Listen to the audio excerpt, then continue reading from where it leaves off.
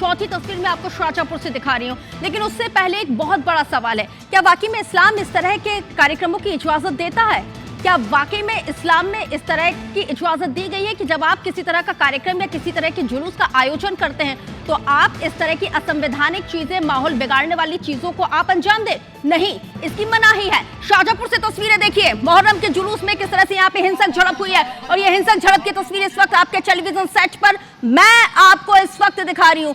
एक ही समुदाय की ये दो गुट है जो आपस में यहाँ पे इनकी झड़प हुई है। देखिए, पहले तो ये अलग अलग समुदाय के लोगों से यहाँ पे इनकी झड़प हुई, अब लेकिन एक ही समुदाय के ये दो गुट बताए जाते हैं जिनकी आपस में यहाँ पे झड़प हुई है। ये तस्वीर इस वक्त आपको देवास से दिखा रहे हैं। अखाड़ा घुमाने को लेकर इन दोनों ही गुटों में आपस में कहासुनी हुई है। इसके साथ ही आफताब अली हमारे साथ IBC 24 संवाददाता जुड़ गए हैं। आफताब, दूसरी जगहों से तस्वीरें सामने आई कि माहौल बिगाड़ने की कोशिश की गई, दूसरे समुदाय के लोगों के खिलाफ पत्थरबाजी की गई, तमाम तरह की चीजें। अब यहाँ पे तो आपस में ही ये दोनों लोग भिड़ते हुए नजर आए हुए हैं।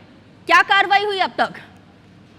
जी बिल्कुल, आपको बताना चाहूंगा कि शाजापुर में कल देर रात एक बड़ा विवाद सामने आया है, जहां पर एक ही समुदाय के दो पक्ष अखाड़ा की बात को लेकर आमने सामने हो गए। दोनों पक्षों के लोगों ने जमकर एक दूसरे के साथ मारपीट की। वही मौके पर पुलिस बल तैनात था।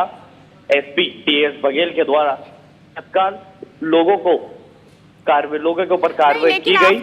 आफताब, बड़ा सवाल ये है कि प्रशासन ने आपको जिस चीज की मंजूरी दी, आपने उस चीज को, तयशुदा चीजों को आप फॉलो नहीं कर रहे हैं।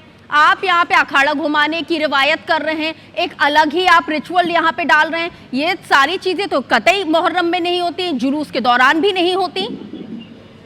जी बिल्कुल, ये एक बहुत बड़ी बात है कि जब प्रशासन ने पूरी गाइडलाइन मुहर्रम के सदर और कमेटी वालों को दी थी, उसके बाद भी ये चीजें सामने आई हैं।